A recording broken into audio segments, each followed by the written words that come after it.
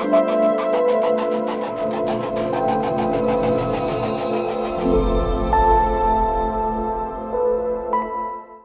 everyone, welcome to our fifth lesson in this Introduction to Geography course and to our second lesson on the human geography part.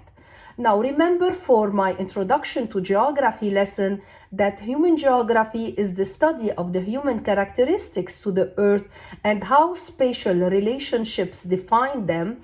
And when we talk about human characteristics, what we learn is that the human characteristics are best described when we start looking at its culture.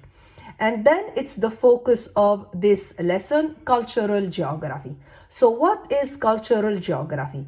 A short definition for cultural geography is the study of the relationships between culture and place.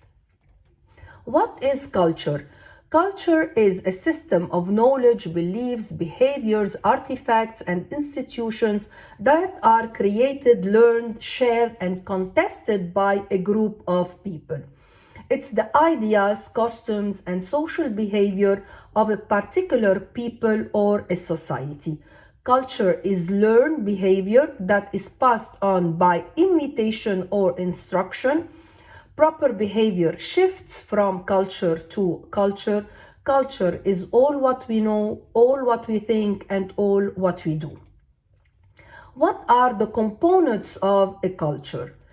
The components or the elements of a culture are language, religion, food, clothing, art, music, rituals, customs.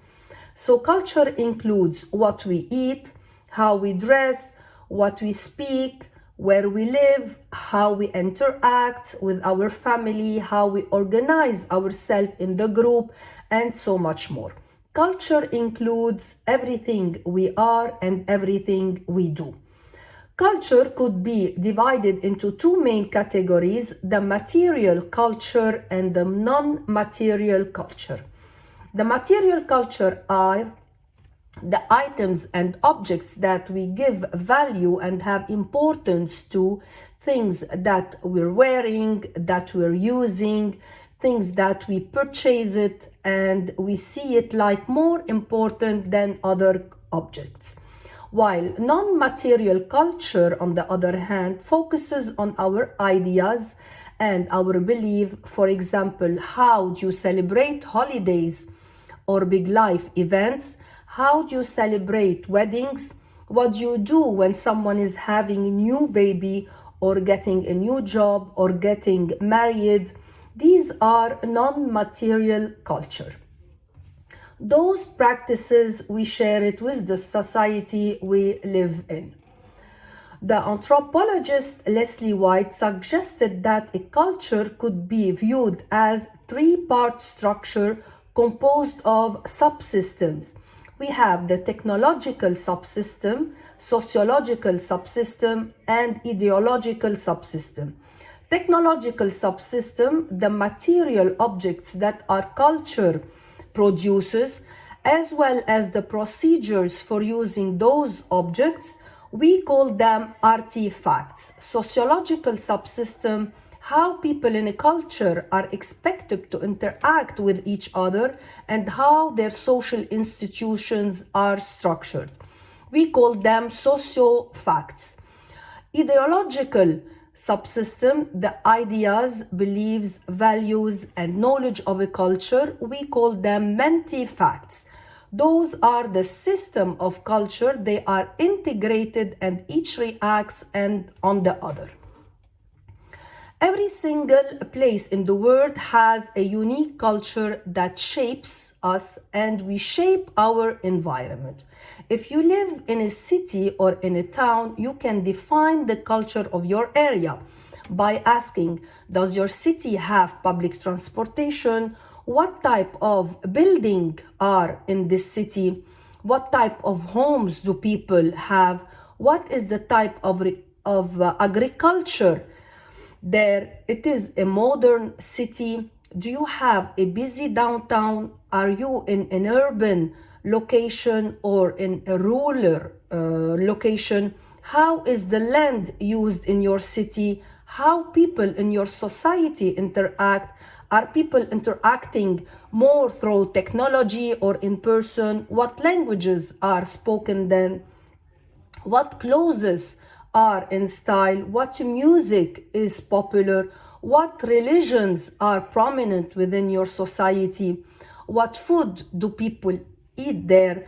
What type of government does you have? What is allowed in your society and what is not allowed?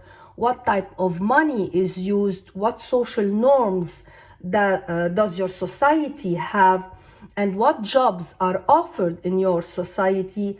The answer of those questions help you to define the culture that you have for your own society. What is society? Society is a group of people living together in a more or less ordered community. So when we talk about the society, we're talking about the group of people that organize themselves through laws or several rules. Now, within the society, there can be ethnic group. An ethnic group is a group that shares a language, customs, and a common heritage. What interesting is that ethnicity is cultural and not biological. Dr. Evelyn Hearth said, our results indicates that ethnicity is a constructed social system rather than being the outcome of common genetic ancestry. Now, as we begin learning about different cultures, we need to defend ourselves against something called ethnocentrism. Ethnocentrism is the idea that our own group or culture is better or more important than others. The usual definition of the term is thinking one's own group's ways are superior to others or judging other groups as inferior to one's own. The problem is it's so easy to be ethnocentric. Let me give you a simple example. For example, the traditional Korean culture believe that red ink is only used for writing the names of those who have died. Writing a living person's name in red is seen as wishing harm to come to that person. So it's pretty easy to think that maybe our own culture is better. That is ethnocentrism. We don't have to agree with the practices of other culture, but we have to be wary of judging the other culture as not being quite good as our own. Now there are 5 things that we should know about culture. Culture is all encompassing, it's learned, it's shared, it's dynamic, it's symbolic. We start first by culture is all encompassing because it's a blueprint for living and tells us how to respond in any given situation. To say that culture is encompassing, this means that it shapes every part of our lives and it shapes our personalities, our values, and our way of living. This means that it also includes everyone in society since it is a shared system of meaning and a learned process. Culture is learned. We should also understand that culture is learned. It's transferred from parents to children, from schooling, from television, films, radio, internet. We begin learning our culture from the moment we're born, as the people who raise us encourage certain behaviors and teach their version of right and wrong. This process is called enculturation. Enculturation is the process of socialization in which an individual learns a culture. Culture is shared. It's shared between societies. We share culture with other members of our group. We are able to act in socially appropriate ways as well as predict how others will act. Despite the shared nation of culture, that doesn't mean that the culture is homogeneous. When a society accepts of other culture as her own, this is called acculturation. So, acculturation is the process of a society accepting or adopting culture when they make contact with another society culture. This spreading of ideas, inventions, pattern is called diffusion, part of a movement, if you remember, movement theme in geography. And the place from which the culture originates and moves from is called a cultural hearth. Cultural hearth is the site of innovation or the place of origin from which basic ideas, materials, technology diffuse to other cultures. For example, Islam has a hearth on the Arabian Peninsula. That's why Mecca and Medina are so important to Islam or in Islam. It then spread to Northern Africa and Southwest Asia. Judaism and Christianity are both from the Middle East. Their culture hearth is the Middle East. There are many different ancient cultural hearth like Mesopotamia in the Middle East, ancient Egypt in Northeast Africa, the Indus Valley civilization of Pakistan and India, and the Yellow River in China, etc. Now, when societies have contact with each others and cultures come together, this is called cultural convergence. So, cultural convergence is the merging of cultures which occurs when different cultures acquire common ideas, products, and traits becoming more similar. So cultural convergence causes cultures to become more similar. And cultural convergence on a worldwide scale is globalization. It is aided by technologies such as the airplane, telephone, container ship, and internet. It's also greatly increased due to the international trade of multinational corporations. Essentially, globalization is a cultural convergence on a worldwide scale, and the culture that becomes more dominant, it is that of the United States. Let's say, for example, McDonald's, through globalization, McDonald's went from being a local fast food restaurant in the US to global sensation in the fast food industry. There are now McDonald's restaurants in almost every country. We can eat McDonald's in 118 countries in the world today. And just like cultures can come together through culture convergence, societies can be separated from each other either through distance, physical geography, or from their own choice. When this happens, we call this cultural divergence. So cultural divergence is the divide in culture into different directions, the tendency of cultures to become dissimilar. Education that focuses only on their own culture, rejecting other cultures, is an example of cultural divergence. An example of cultural distance through distance or physical geography is when we have, for example, two places separated with a range of mountain, let's say. This distance between those two regions can create cultural divergence. The further away the people are, the less interaction between them it would be. We call this distance decay. So distance decay is the principle in geography describing how the further two peoples are, the less influence they will have on each other. Now, cultural divergence could be intentional too. The Amish are an example of a society who have intentionally separated themselves culturally. They don't accept modern technology as they worry about the influence of modern society. The separation between the Amish and the other communities is an example of intentional cultural divergence. Then we see that culture is dynamic. Culture is dynamic because it's always changing and all the time. Why culture changes? Well, culture changes because of acculturation.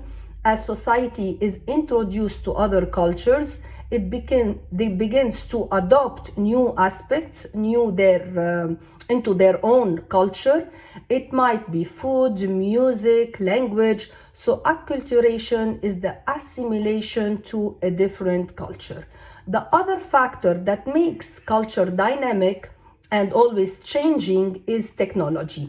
So the technology is the use of scientific knowledge for practical applications in our everyday lives. Technology has strongly influenced the course of history and continues to do so.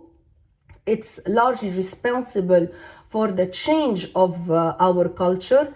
Now, innovation is the process of taking existing technology and using it to solve new problem or apply technology in a new way, many times improving on that technology. So culture changes because of technology and innovation. A great example of technology is the cell phone, the computer, or the iPad. When I was, let's say, at the high school, I used to call my friends with the land phone, with the extra long phone cord. Now we use the cell phone. Technology is always changing, so culture is always changing. We also find that culture is symbolic.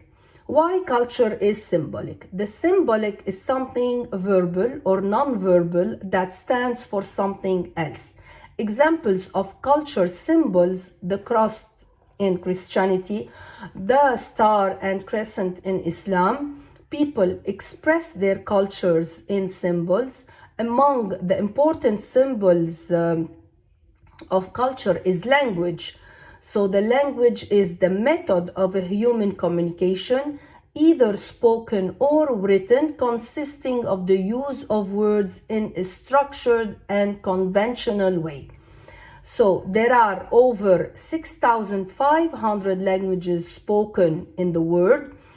It's through language that we learn our culture. So language is a part of culture. Culture impacts our traditions, values, and the way we interact with each other in society.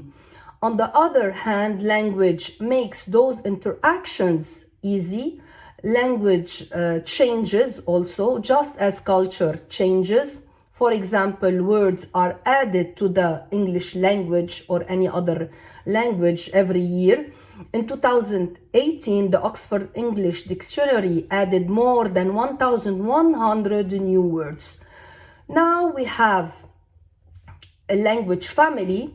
A language family is a group of different languages that all descend from a particular common language. Subdivisions of a language family are called branches. English belongs to the Indo-European language family. So language family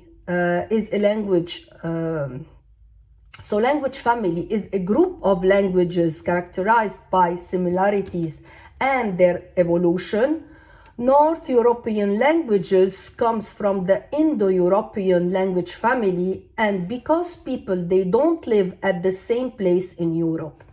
This family language is split to different groups in Europe, including the Germanic and Italic languages of Germany and Italy. Now, the English language came out from the Germanic language, and Latin came out from the Italic language. And even within the same language, there are differences.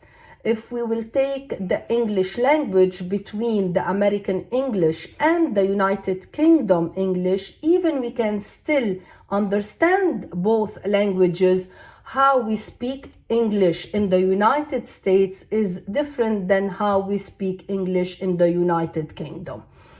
And for the same language, we have different dialects. Dialect is a specific kind of language spoken by a defined group or region. Language plays the role of a parent, and different dialects are stemming from it. So dialect changes in speech patterns related to class, region, or other cultural changes, and it's occurred in every language. Now, with so many languages in the world, and each language has its own dialects, you can imagine the difficulties when you start to travel or trade around the world. This is something called lingua franca. So lingua franca is a language that is adopted as a common language between speakers whose native languages are different. English is a great example of lingua franca. Today, English is a common lingua franca across the globe due to the fact that it's the common language or mode of communication that enables people to understand one another regardless of their cultural and ethnical backgrounds. I'm Lebanese and I speak Arabic in general. You are from different regions around the world and you speak different languages. The communication between us is English because English is a lingua franca language. Our communication is easy and understanding. Now let's move to the three different types of culture around the world. We have three different types of culture: the modern or global or pop culture, the folk culture, and the indigenous culture. So the first one is the modern culture or the global culture or the pop culture. This culture develops in more developed countries. When we have wealth, we are able to see this culture start to take off. This culture forms in a diverse society. They start to develop similar habits, and these habits diffuse through hierarchical diffusion. The internet, this culture diffuses quickly through the world and diffuses through areas that have access to wealth. Modern culture is going to change a lot over time, and that's because how fast society moves. That's why some people are hesitant or try to prevent modern culture from influencing their own. The second type is folk culture. Folk culture is practiced by a small homogeneous group. We don't have a lot of diversity here. This culture diffuses through relocation diffusion. They are more protecting, and they protect what they know. Where family and religion play a larger role in society. The Amish, for example, are a great example of a folk culture. The Amish came from Switzerland, Germany, and France. They migrated to the United States. They just trying to protect what they have. They don't care about gaining numbers. Our third culture is the indigenous culture. There is 350 million indigenous people in the world. They spread throughout the entire world. Indigenous culture is referring to the first people that settled in an area, so they still there at the same location. So example, the Native American who were there before Columbus and the Europeans come over. They are the original settlers of an area. They often face racial discrimination. They are going to protect their culture as best they can. They are trying to stay in their areas. They are not going to be changing as much over time unless there are outside forces that are impacted them. So those are the three different classifications of culture.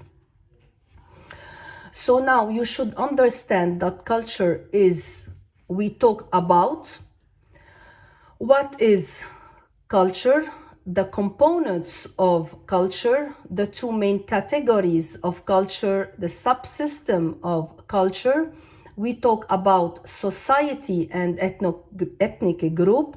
We talk about ethnocentrism, about the 5 things that we should know about culture. And through them, we talk about enculturation, acculturation, cultural diffusion, cultural hearth, cultural convergence, globalization, cultural divergence, technology, and innovation. We talked a little bit also about language, the family language, the dialect, and the lingua franca. And finally, we talk about the 3 types of culture, the modern culture, the folk culture, and the indigenous culture. Our next lesson will be on political geography. Until then, keep on learning.